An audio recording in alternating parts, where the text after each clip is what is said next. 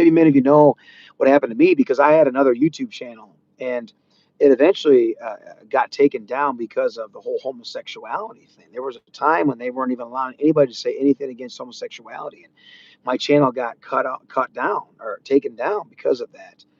And then right after I started my new channel, I put up a video and I just mentioned the word homosexuality, and they struck the video, took it down, and gave me a community guideline strike. But then all that went away within like a month or two, and then they went back to just um, letting it go. But it's stuff like that, that when all of a sudden, you see people start really scrutinizing everything you're saying, in your ministry, and of course we know that they're not doing it because for the right reasons. But nonetheless, when we look at the situation with Jesus, how he responded in those moments when they start scrutinizing us, when the laws start getting changed. Folks, don't fool yourself with what I'm talking about. This is going to happen.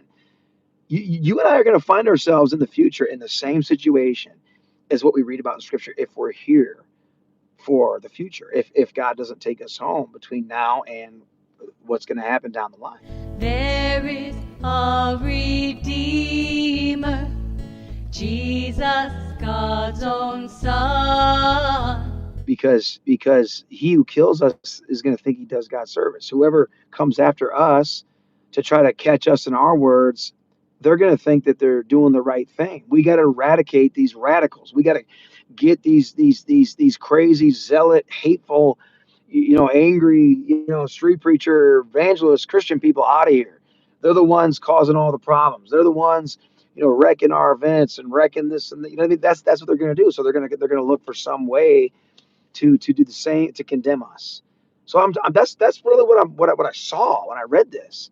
I pictured myself right in Christ's shoes, with them trying to trap me, with them trying to trip me up, asking me questions to try to get me to blurt something out. Or folks, do you see this as the battle that you're in? Do you see this as the temptation that is going to come upon you? And folks, again, going back to what I said a minute ago about having that anointing, having that power in you to be able to do what Christ did. The only way you're going to have the power, the only way you're going to be able to, speak when God tells you to speak, and be quiet when God tells you to be quiet, and when He tells you to speak. And another important point: when you're speaking, you're doing it with love, you're doing it with grace. Jesus, when he taught, it said his speech was with grace. And that's what we need to have. But the only way we're going to have the ability to do those things that I just mentioned is going to be alone with the Lord. It's going to be worshiping the Lord, spending a lot of time saturating ourselves with God's presence, so that, as Jesus said, that when you speak, it won't be you speaking; it'll be the Spirit of your Father speaking through you. Right? Because this is a real battle. Do you not think that the Lord was tempted when they assailed him vehemently and cross-examined him about many things, lying in wait for him to catch him his words? Don't you think he was tempted to say, "You dirty devils"? I mean, that's what we want to do. We want to get vengeance.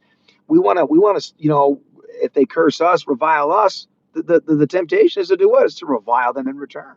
It's to curse them in return. Call down 12 legions of angels. Oh, who do you think you are? We're the Christians. We're the born again Christians. We serve the King of Kings. We have the scepter of righteousness here. What do you think coming against us? This can be the attitude that we can slip into. And we don't realize that what we are? We are sheep led to the slaughter. People